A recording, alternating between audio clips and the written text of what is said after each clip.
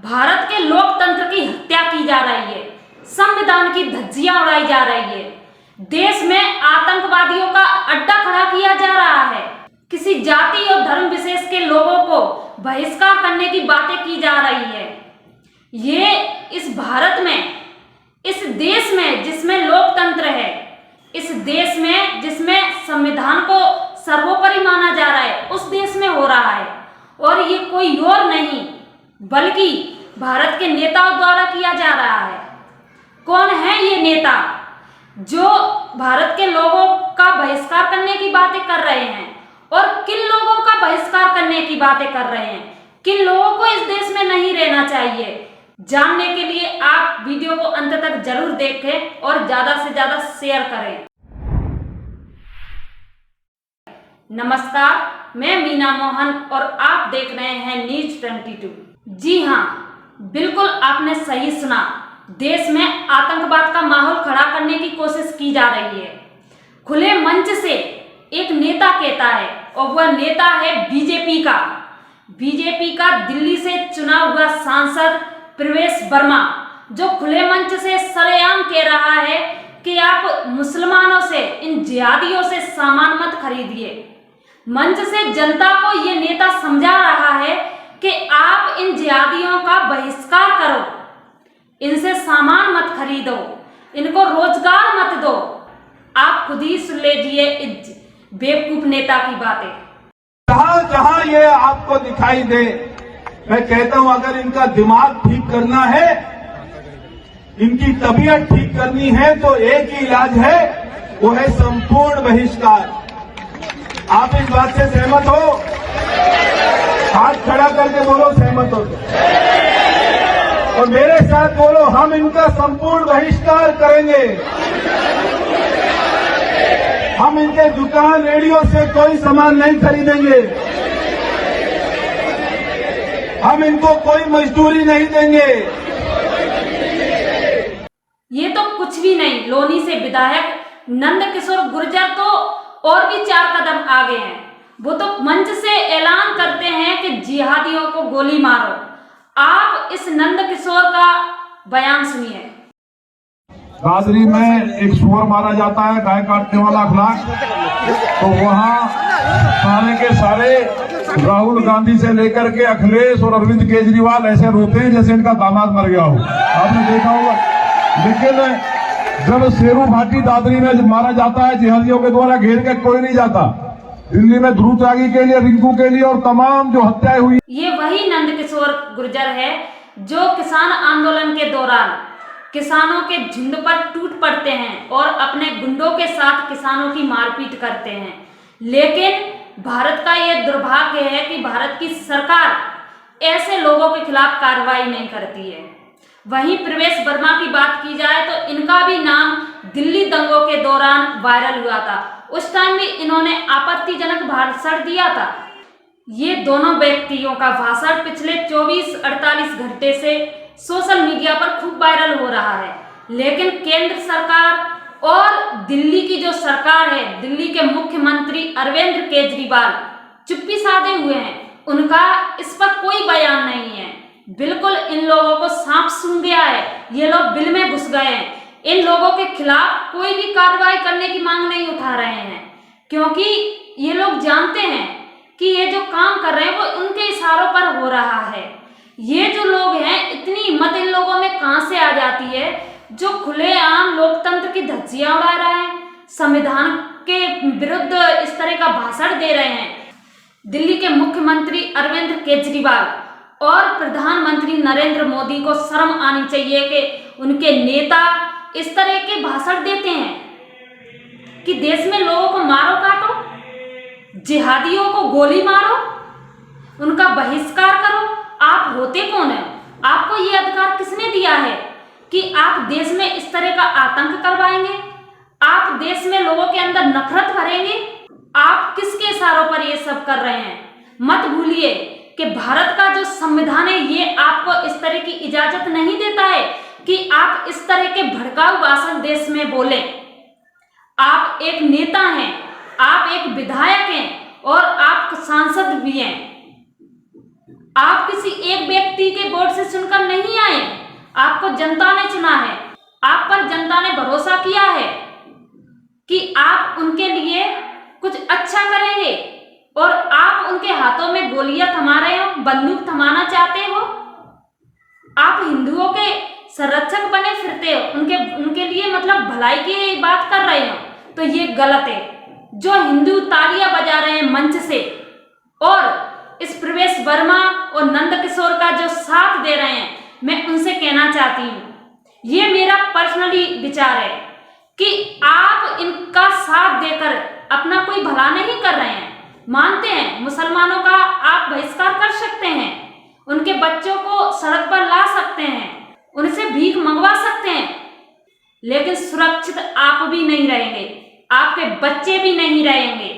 जैसा नफरत भरा माहौल इस देश में मिलजुल कर ये लोग फैला रहे हैं, सीधी सी बात है, हिंदुओं के बच्चे भी कोई संस्कारी या कोई वैज्ञानिक या कोई प्रोफेसर या कोई अच्छे अधिकारी नहीं बनेंगे, वो लोग भी आतंकवादी ही बनेंगे।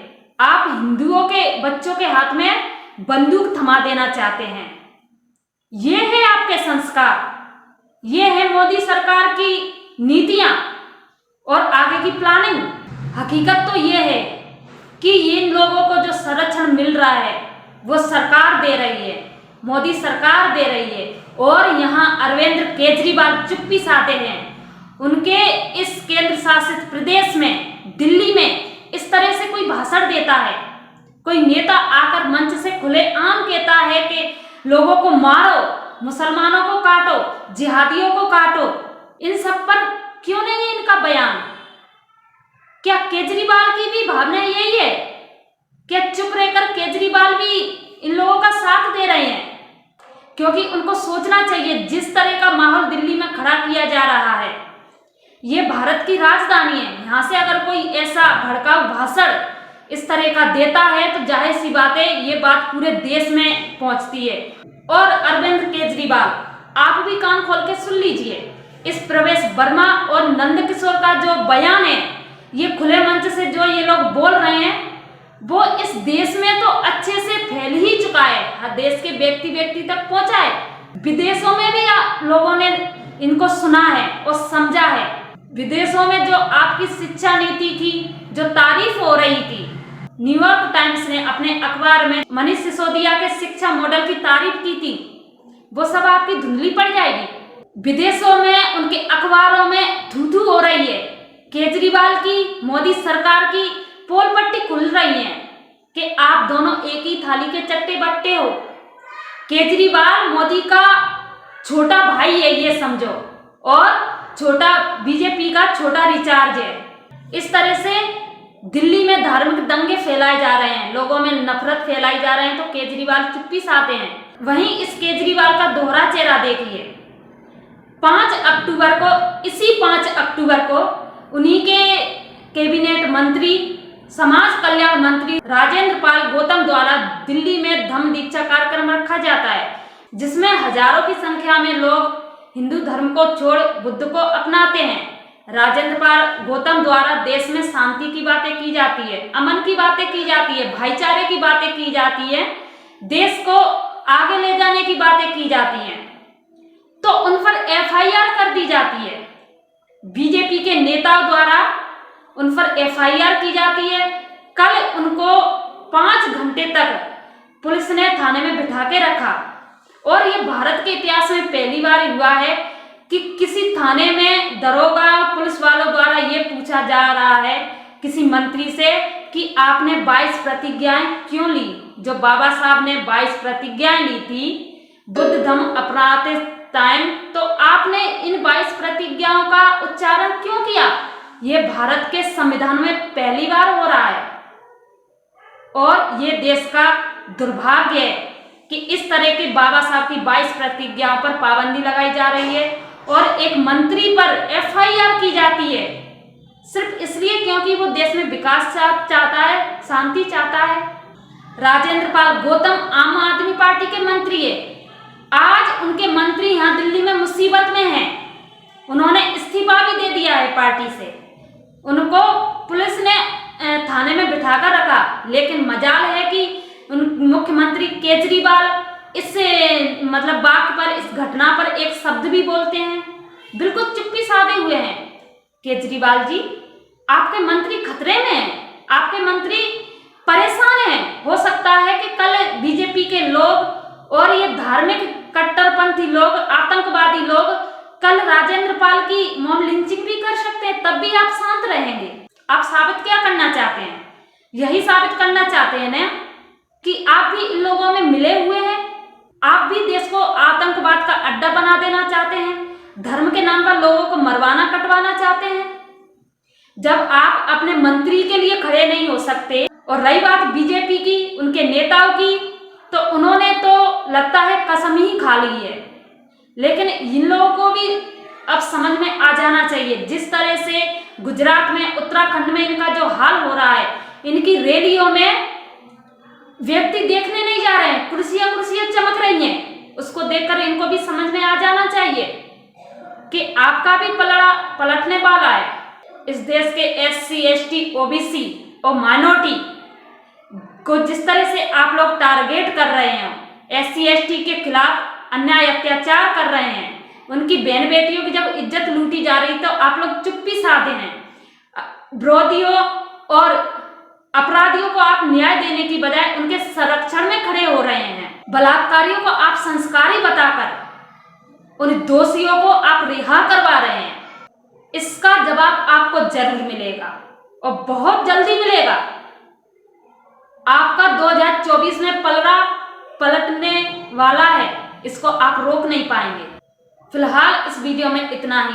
आपकी इस पूरे मामले पर क्या राय है, अपने सुझाव हमें कमेंट बॉक्स में जरूर दें और इस वीडियो को ज्यादा से ज्यादा शेयर करें, चैनल को सब्सक्राइब करें। आपसे एक और निवेदन है, अगर आप चाहते हैं कि न्यूज़ 20T ऐसे ही आपको लगातार खबरें दिखाता रहे, जिनको गोदी मीडिया, मरवादी और जातिवादी मीडिया कभी नहीं दिखाएगी, तो आप हमें आर्थिक सहयोग भी करें। हमारे अकाउंट की डिटेल्स नीचे डिस्क्रिप्शन में दी हुई है। नीचे दिए गए फोन नंबर पर आप हमें फोन पे तथा पेटीएम भी कर सकते हैं।